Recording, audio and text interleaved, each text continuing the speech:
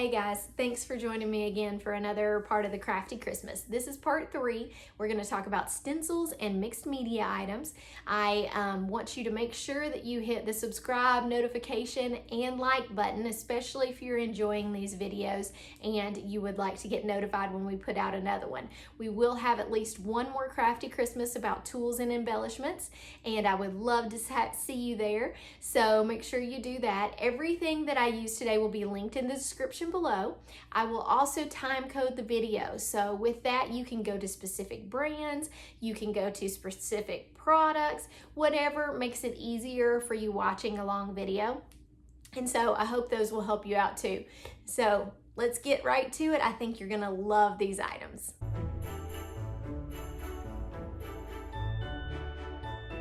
Okay, let's look at some lawn fawn stencils. I tried to only pick a few from each of the companies that I'm gonna show today, and that way it doesn't get too overwhelming, but I feel like if you got these stencils, you could make a really cool scene on a card and just some cool backgrounds. So here are some of my favorites. We're gonna start with lawn fawn, and I'm gonna start with the one that is called Grassy Hillside. So you can see it right there. It has 3 different parts. So it's got 3 different hill shapes to it. And you can flip it different ways. It's got a grid line on it. Let's see if you can see that grid. It's very nice when you're lining it up with your card and trying to make it even. The other thing that's cool about it is that you can do your hill down here, and you've got your little sticking up blades of grass, and then you've got up here that matches, and you can cover them up and do your scene for your sky. So it's very, very clever. Lawn fawn is always super clever, but that one is really neat. I do not have a card. I've given all those cards away, so I don't have a card for that one, but I do have one for the next one. The next one that I love, and this is my #1 most used stencil, is the Cloudy Sky one. So it's called, I really like the Slimline. So the Slimline is really nice because it can do a smaller card. You get 2 of them in a package. So try to do that without my light. 2 of them in a package. They've got those grid lines. You can move it all different ways. If you want to do a smaller card, you can just do to this point. And it's just really, really a great stencil. Really well put together. They've got a little bit bigger clouds in that one. So very worth it. I think that their Slimline stencils are around $15 maybe, and their single stencils are anyway, so I'd say it's a range, 7 to 15. It depends on how many stencils it has in the pack, and it depends on if it's a Slimline or not. So anyway, that well worth it. Use it all the time. Here is a card that I used it on. So you can see my clouds back here that I ink blended.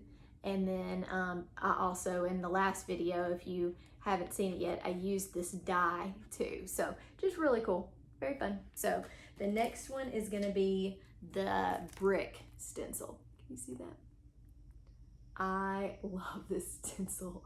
This is the greatest thing. So this is just great for inside scenes. So I feel like if you can build a scene, you can do an inside one or an outside one, then you've got great stencils. So this one for an inside, it really could be inside or outside. It could be outside of a house. I love using texture paste for the brick because that just makes it look like real brick. Let me kind of try to show you. Move that around a little bit. Hopefully you can see it. If not, I will pop it up in the side. I'll look at that on the screen and see.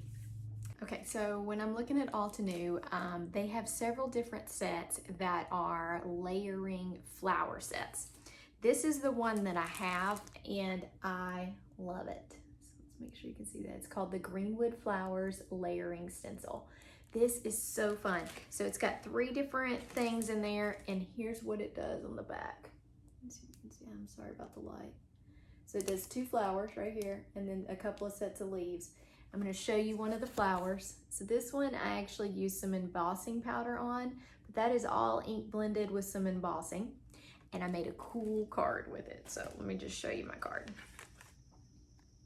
So all these flowers, one of these is on vellum, one of them's on all embossing with that, and the other one is mostly ink blended with just a little bit of embossing. So those are really fun ways to use those, and I just thought they turn out great. To me, they look like they could be layered stamped. So I think that's pretty cool. My last one from Altenew is this woven stencil.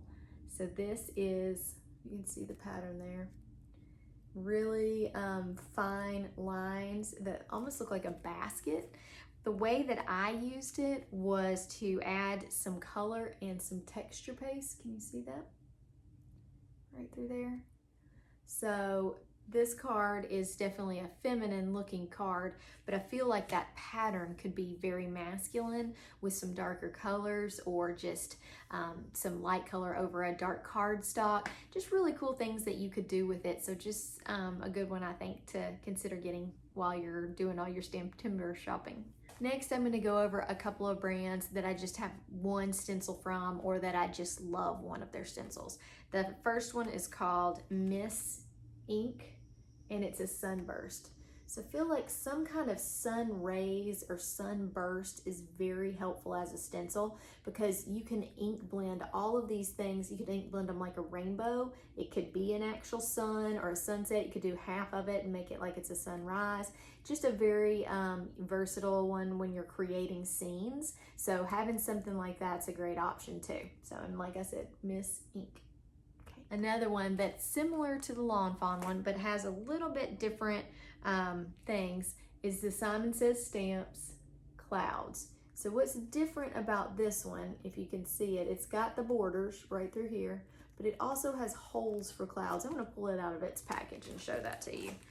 Mine is a little dirty, as you can tell. I have used it a lot, but it's got different things on each one. I mean, it's just a really cool one. I really like it. It's actually called Clouds for Days.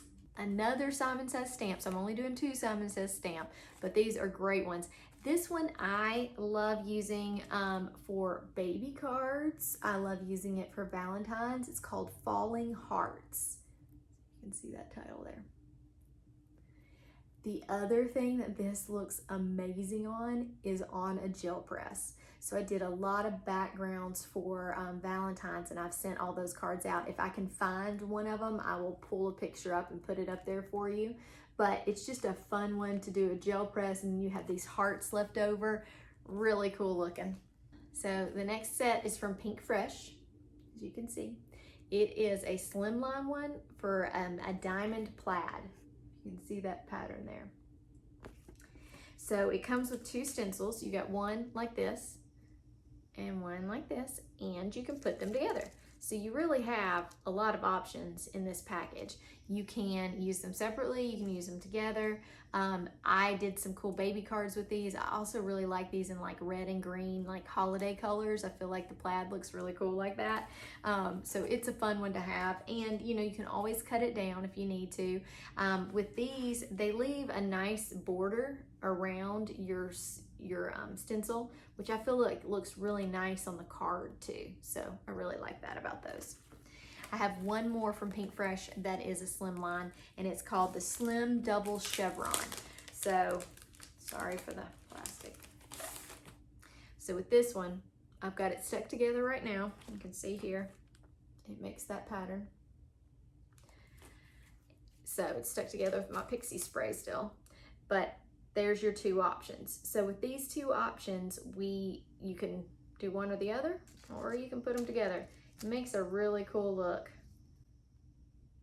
All right, well, hopefully that went over at least some ideas for stencils. There's so many stencils out there, but I think if you will get yourself good scene building stencils, you will be very happy. So I think that having something for clouds, something for sun, something for grass, maybe something for water if you want that, and something for the clouds. So that really makes your scene type stencils. And then what else I look for in a stencil is to have a couple of options of layering stencils, like the flowers that I showed you from Altenew, like these, just because you can do a lot of cool stuff with it. And then I also like to have some patterns that I feel like can go with a lot of different things. So those plaids, the little stripes from Altenew, things like that that you can make masculine cards with, you can make baby cards, however you change it up with your colors really will decide what type of person it can go to. Can it be a baby? Can it be a man? Can it be for one of your girlfriends? So it just gives you a lot of options, and I think that stencils are just priced perfectly for you to get several. So think about picking some of those up on your list, or add them to your Christmas list. You will have lots of fun, and I'll be putting out some different videos for that.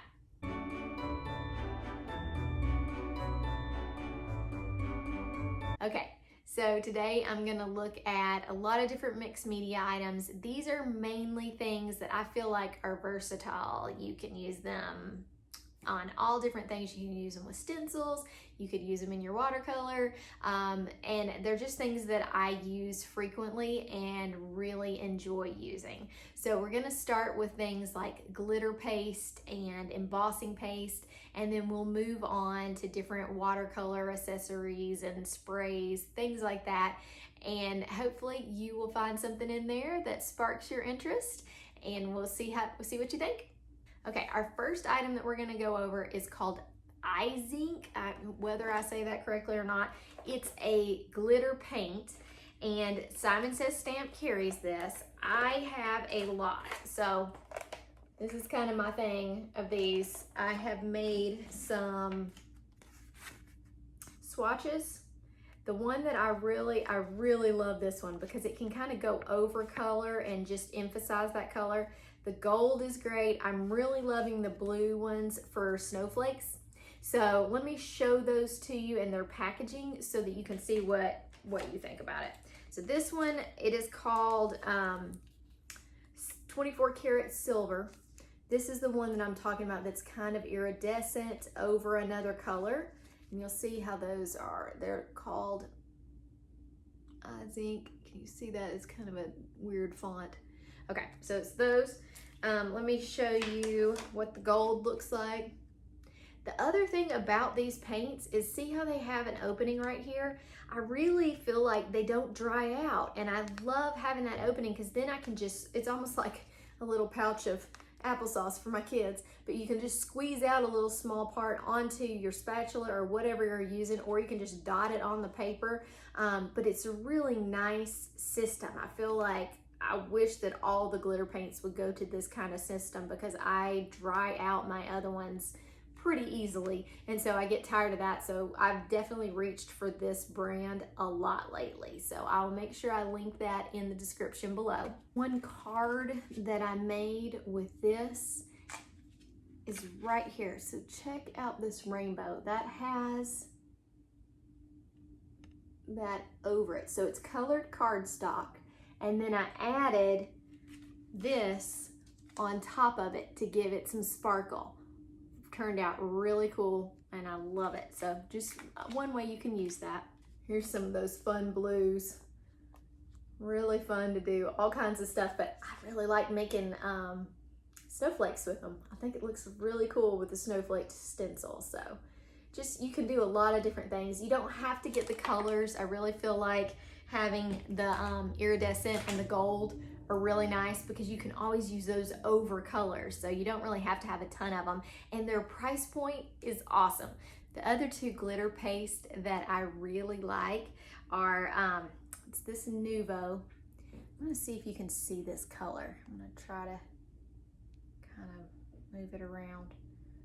Very iridescent. You may have to look at that online to be able to see it. I'm sorry, I don't know if that's getting enough of it.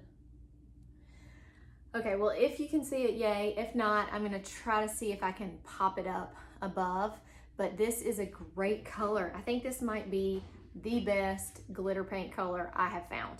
And that's mainly because I can use it over colored things, and it shows that color through, but makes it iridescent and has that little glitter to it, which I think is awesome. I know you can do this with other things, but I just love this one. The other one that I have of the glitter paste that I'm just excited to use, I haven't gotten to use it yet, is Stickles. But look at this color.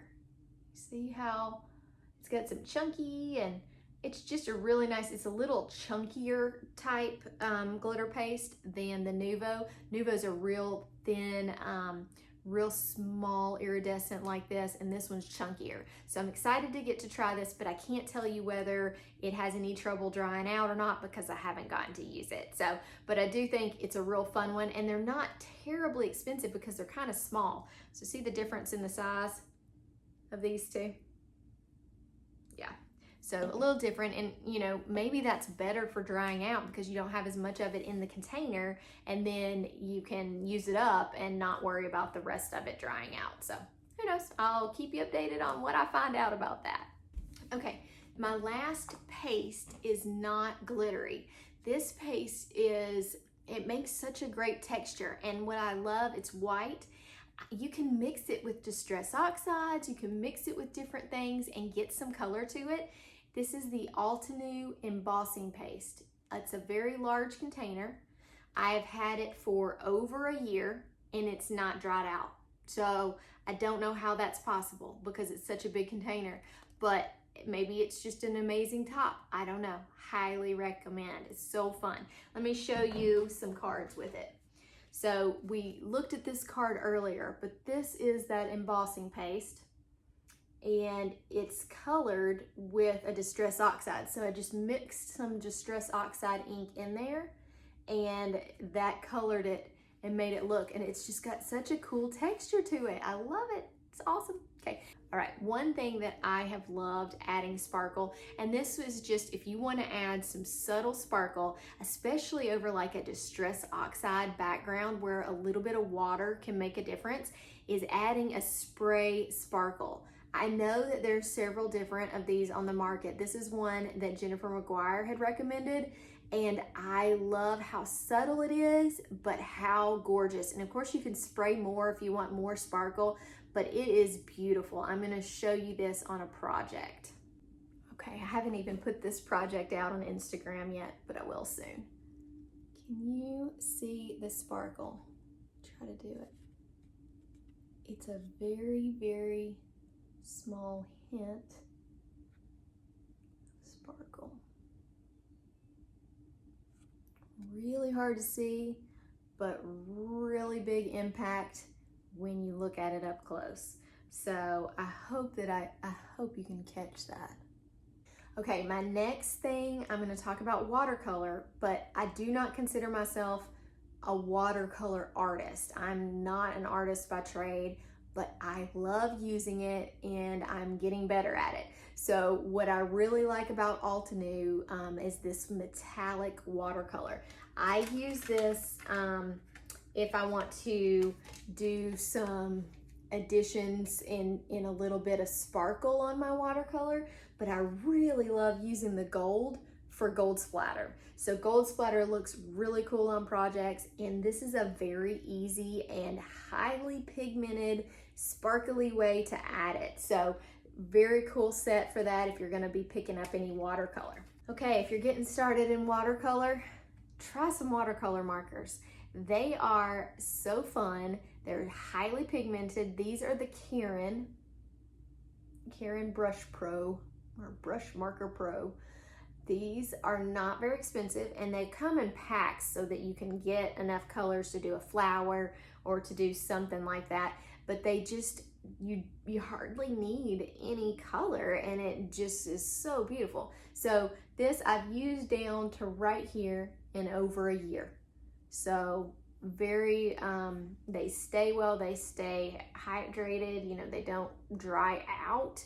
And I think they're definitely worth considering if you're thinking about getting into watercolor, or if you want to not use the pans. Sometimes I'm a little bit more frustrated with watercolor pans just because I feel like I've got to mix the color more. If you just want dark, like straight out of the box pigment, and you know what color it's gonna be, these are amazing. I love coloring on my watercolor mat from Tim Holtz, and then just using a little bit of a wet brush and picking up the pigment. It's a great way to use these.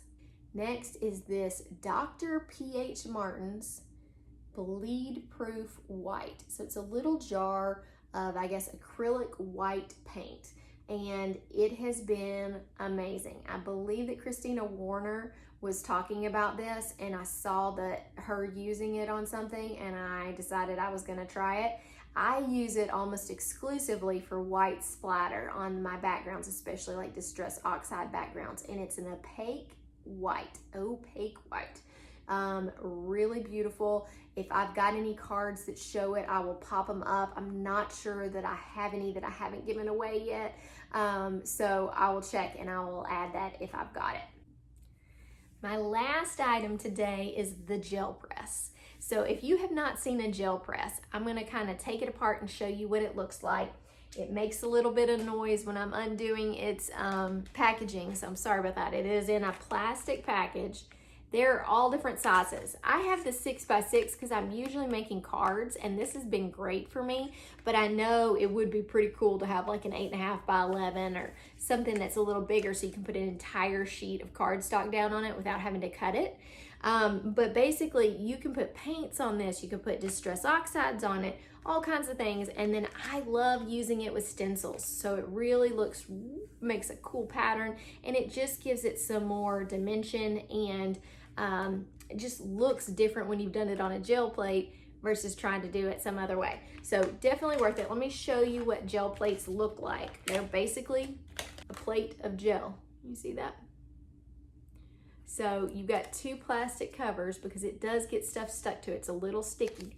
So you just pull one of those off, or you can pull both of them off and it'll stick to something like your Misty so that you can put stuff on there and not have to worry about it sliding around. And then you need some form of brayer. So that's what this is called. And it goes like this. It mushes your paint on here so that you can get it even. And these are very inexpensive. Both of them, for how long they last, are really great prices. So you can buy these at an art store. You can buy them at Simon Says Stamp. But I definitely think if you have not tried it, it is the fastest way to make some really cool backgrounds, and I think you will love it. So consider putting it in your cart. So since we're done with our mixed media, I just want to say, make sure that you have clicked notifications, subscribe, like, and if you are going shopping today, please go through the links in the description. That helps me out so much. So I really appreciate you being here. I hope you enjoyed the video, and I can't wait to see you back for the next video. Thanks. Have a great day. Bye.